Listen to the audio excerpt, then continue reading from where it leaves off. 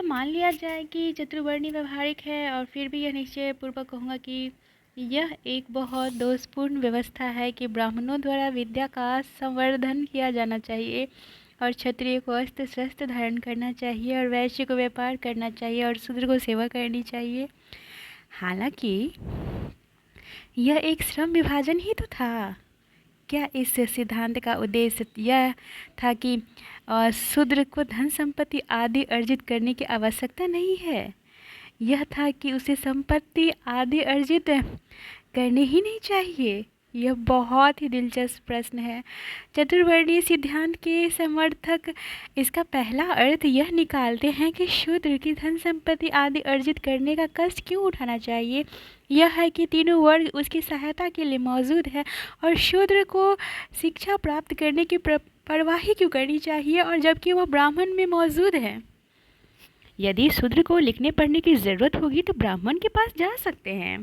शूद्र को शास्त्र धारण करने की चिंता क्यों करनी चाहिए, जबकि उसकी रक्षा के लिए क्षत्रिय मौजूद हैं। इसका अर्थ समझ गए कि चतुर्वर्णीय सिद्धांत के अनुसार यह कहा जा सकता है कि शूद्र एक आश्रित व्यक्ति है, तीनों वर्ण उसके संरक्षक हैं। इस व्याख्या के अनुसार साधारण समुन्नति कारण और आकर्षक सिद्धांत है, और ये कहा गया है कि इस व्याख्या के अनुसार एक साधारण समुन्नतकारी और आकर्षक सिद्धांत है।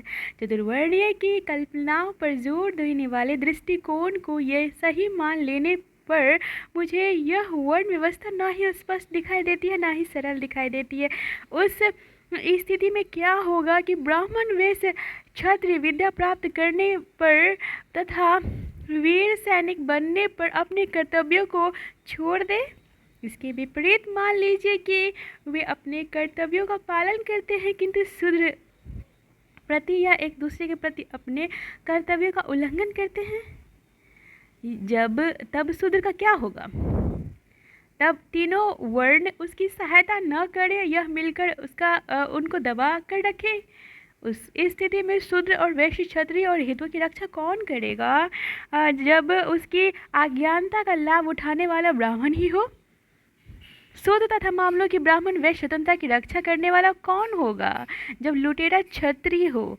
एक वर्ण का दूसरे पर निर्भर होना या रहना अनिवार्य है।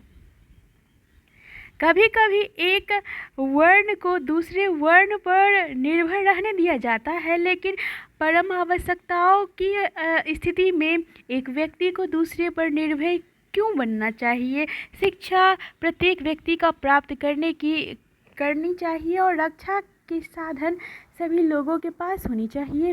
प्रत्येक व्यक्ति को आत्म परीक्षण के लिए ये परम आवश्यकताएं हैं। किसी अशिक्षित और निरस्त्र व्यक्ति को इस बात से क्यों सहायता मिल सकती है, उसका पड़ोसी इस शिक्षित और सशस्त्र है। यह एक संपूर्ण सिद्धांत बेतुका है। यह ऐसे प्रश्न है जिनके चतुर्वर्णीय के समर्थक चिंतित प्रतीत नहीं होते, लेकिन यह अत्यंत महत्वपूर्ण प्रश्न है।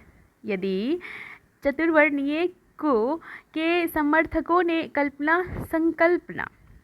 संकल्पना को मान लिया जाए और विभिन्न वर्णों के बीच में आश्रित और संरक्षक की संबंध है, तो चतुर्वर्णीय की सही वास्तविकता संकल्पना तो स्वीकार करनी ही होगी, क्योंकि इसमें तो संरक्षक के दुष्कर्म से आश्रित के हितों की रक्षा के लिए कोई व्यवस्था तो नहीं की गई है। तो स्वागत है आप सभी मेरे प्यारे दोस्तों मेरे YouTube परिवार में, क्योंकि यहाँ पे मैं आज पढ़ रही हूँ जाति प्रथा की बहुत ही खूबसूरत बुक की एक अध्याय है, और ये जो पुस्तक है बाबा साहेब की जीवनी पे आधारित है। और मैं आपसे एक विनम्र विनती करना चाहती हूँ कि मैंने यहाँ पे जाति प्रथा की सारी अध्याय यहाँ पे पढ़ के सुना रही हूँ, और बहुत ही रोचक है और बहुत ही सुनने में अच्छा लगता है, जानने में अच्छा लगता है कि उस समय में कितनी संघर्ष रही होगी और हमारे बाबा साहेब भगवान जी किस तरीके से संघर्ष किए और हमें हर चीज़ का सुख सुविधा दिए। तो मेरी कहानी मेरी ज़ुबानी डॉक्टर भीमराव अंबेडकर साहब जी की कहानी का ये पुस्तक का सारा अध्याय यहाँ पे पहले सुनाई हूँ। तो आप जाइए और कहानी को सुनिए और दोस्तों तक शेयर कीजिए। और मेरे यूट्यूब परिवार में बने रहने के लिए तहे दिल से शुक्रिया। और subscribe, share, press the bell icon.